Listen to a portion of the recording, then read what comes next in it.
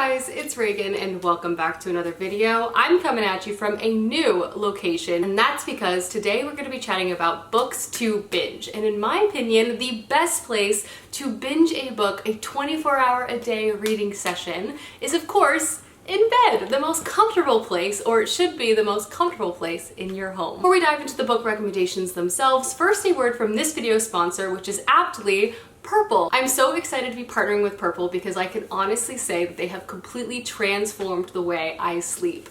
Earlier this year, Clay and I both decided that we needed to find a new mattress. He has chronic back pain, I have chronic shoulder pain, and we were tired of waking up with aches and pains in the morning after what is supposed to be a rejuvenating night of rest. We were not experiencing that at all. So with many tests, many laydowns, and a variety of different mattresses, we decided that the Purple Hybrid Premier 4 was the perfect fit for us, very much like a Goldilocks situation. Here's the thing about this mattress that is completely life-changing. Namely, that is the Purple proprietary grid that they have across all of their mattresses. Depending on which mattress you get, the amount of grid kind of varies. The Purple Premier 4 has the deepest grid possible, which basically gives like a zero gravity-esque sleeping experience. It's ultra responsive. You don't feel like you're sinking into the mattress, and it just supports you in all the best ways during your night's rest. It is particularly fantastic for side sleepers, which both Clay and I are, and I can't tell you just how transforming it's been to have this extra support when sleeping. I've woken up feeling so much more refreshed. The other super cool thing about their grid technology, outside of it creating such a seamless night's sleep, is it's also really temperature regulating. If you are a hot sleeper, which I am, natural gel within the grid creates 1,800 different air channels, helping to regulate and keep you cool while you're sleeping, which being back in Texas and just in general is going to be life altering. But Purple is more than just a mattress company because they also create products that will help all aspects of your night rest. And they also have sheets, which I also have been sleeping with and can really attest to how incredible they are. They're the complete comfort sheets, and they are designed to stretch and adapt with you during your night's rest. And they also have these incredible pull tabs on the corners of the fitted sheet, making putting on your sheets so much easier. Oh my god. And they're also woven with 100% cotton, so they will not be trapping heat either, which is again something I really need. But my other favorite product of theirs has to be their pillows. And these pillows are also made with the same Purple Hex Grid technology, which means they're so supportive and yet plush and provide so much head and neck support. They also have different heights, so depending on who you are or how your body is, you're able to find the perfect fit for you. Basically, my point is Purple makes all of the products from mattresses to sheets to pillows, which will make your bed the ultimate sanctuary and the perfect place to curl up with a book and read. And I can now officially spend all day reading in my bed in all of the weird positions that I like to read from, and I no longer am getting cricks in my neck or pain in my shoulder, which has been fantastic. If you guys want to learn more about Purple mattresses or the other products I have mentioned, I will leave a link down below for you guys to learn more. But big shout out to Purple for sponsoring this video, and let's go ahead and jump into the books that'll be perfect to binge while laying in bed all day. So let's go ahead and jump in. So when I think about books that I read quickly, I generally would say they fall in a few different categories. Primarily, they all are very plot forward, and this can really show itself in a variety of different ways in books. They can be fast-paced, intent, there can be a lot of combat or action, or there can be some really great and well-paced romance. There's so many different types of books I read that make me know to put them down, but nonetheless, to me, this is a great list of books that you will be able to read within 24 hours, I assure you. The first book I have to recommend truly has one of the fastest paced plots I have ever read. It is well over 500 pages, but I read it in a matter of days and would have read it in a day if I didn't have work. And that is Leviathan Wakes by James S.A. Corey. This series made my top lists of the year last year, and honestly, it is 100% because of the plot and the pacing. It is a wild ride from beginning to end, and just all of the twists and turns and the escalation of the story is really well constructed and will just keep you invested, which for me makes this a perfect book to binge. This is a multi-POV space opera story that's set in the interplanetary reality between Earth, Mars, and a system called the Belt, and there has been a lot of political tension that has existed now between these different planetary governments. At the beginning of the story, we encounter one of our main characters, Jim Holden, and he is the captain of a mining ship that basically travels between different planets delivering mining materials. At the beginning of this book, him and his crew stumble upon an abandoned ship, and once they begin to investigate, they basically discover a very dangerous secret that people have already killed for and will continue to do so. And it also acts as the spark to kind of light the tinderbox that is the political tension that exists between all of these different planetary powers. Our main character we follow is Detective Miller, and he is hired by a very rich and powerful family to locate their lost daughter. But when he begins to kind of dive a little deeper into this case, his path begins to cross with our other main character, Holden, and things really escalate and explode from there.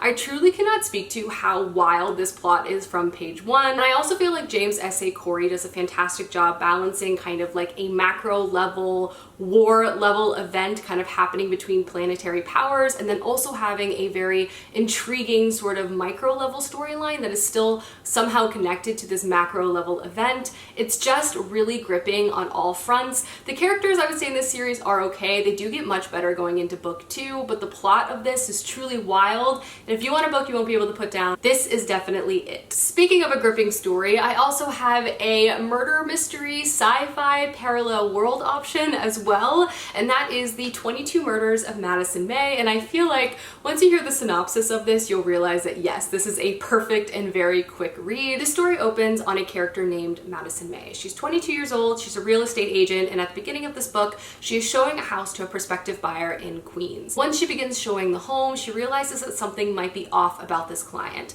especially when he turns to her and tells her that he is her soulmate from another world, and he's here to try to save her if only she will trust him. Later that day, our main character Felicity, who is a journalist, is assigned to a new case, which is basically to report on the murder of Madison May. But as Felicity begins to investigate, she realizes that there's much more that is going on. It gets wrapped up in a secret society that is connected through different parallel worlds, and she's also striving to save Madison May as the killer is not done trying to track her down. This book is just really, really engaging. I think the concept and this idea of parallel worlds, as well as our main character constantly trying to save the singular character through different timelines, is just a really fascinating one.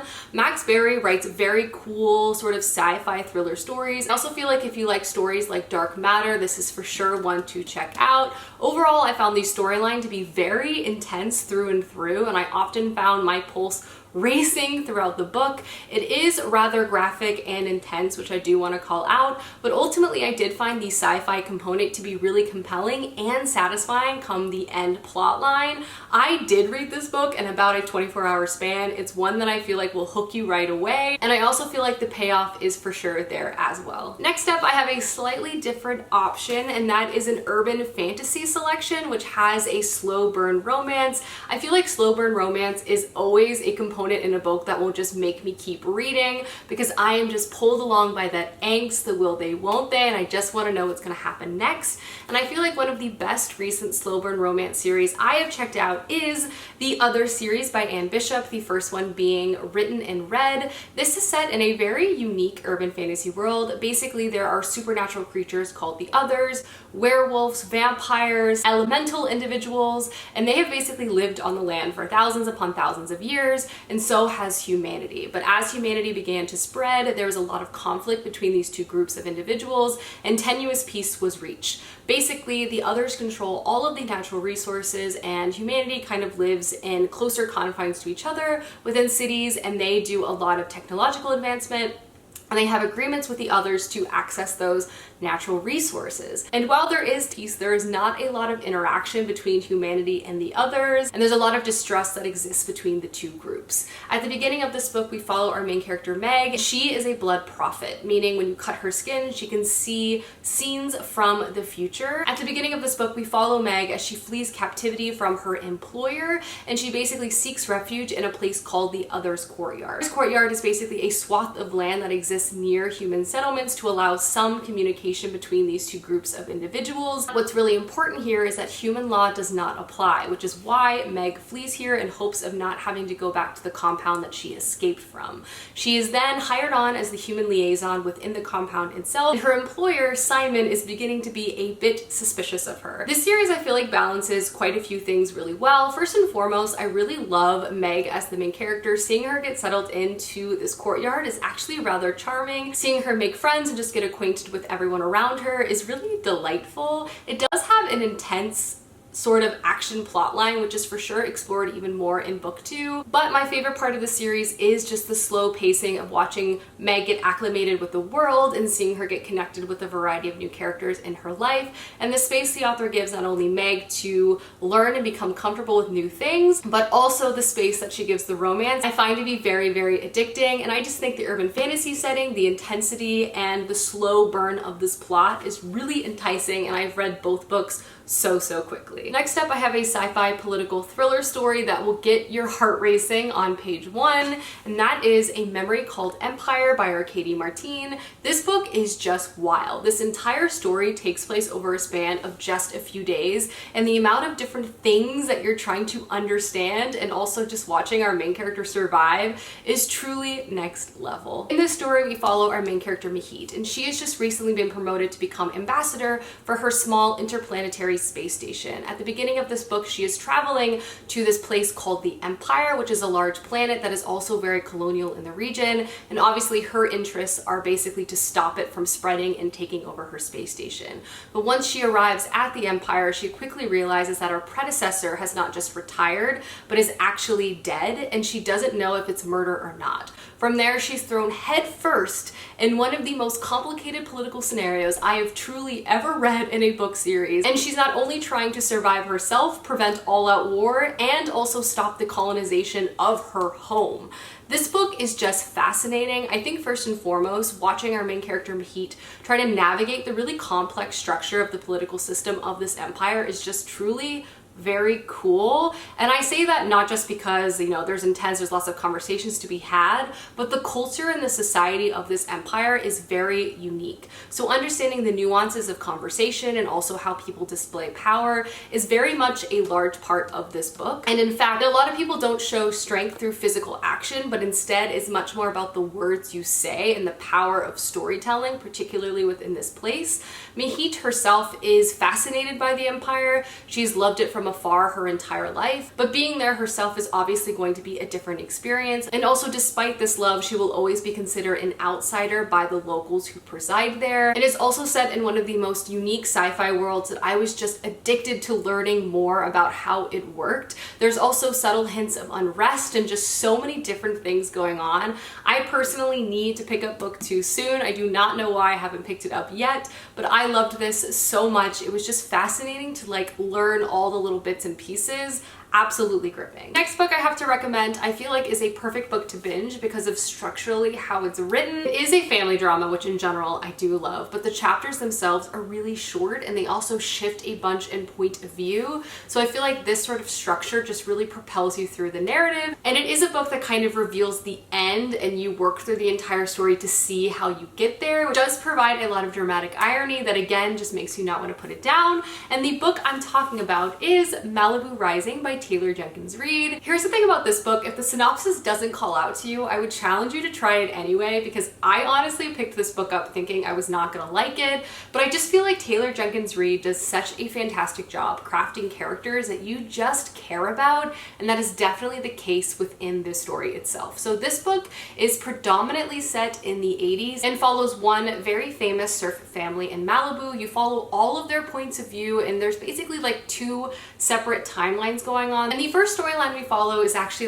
the present storyline, and it basically follows the few days before and then the actual event of a huge party that this family throws every single year. But this year something different happens, and that is their house actually burns down. So a very dramatic event obviously occurs, and the entire story kind of backtracks to lead us to how that happened. And then the second sort of timeline we get is very much about the family history itself. We follow all of the siblings that we see in the story's childhood and kind of seeing significant moments in their lives that kind of made them who they are as adults. We also follow perspectives of their parents and also how they met and how their marriage unfolded. This book is truly a family saga, and I just feel like the constant shifting of points of view and also the constant shifting of the timeline just makes it really, really gripping. And the reveal that we all know the house is going to burn down in the end just really makes you captured and try to figure out how in the world did we get from point A to point B. The book itself is also not very long, and I would also highly recommend the audiobook as I feel like that was super well done.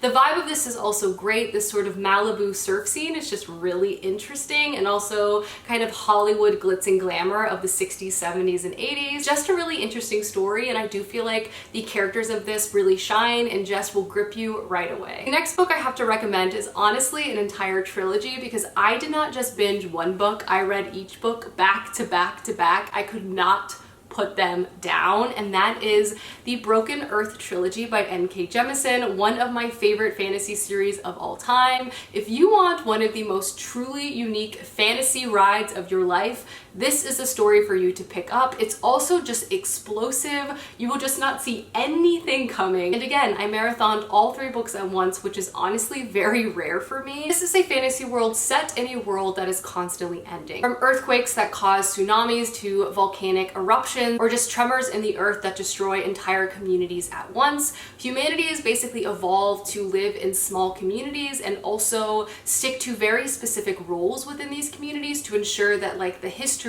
and the learning of the world does not die with them.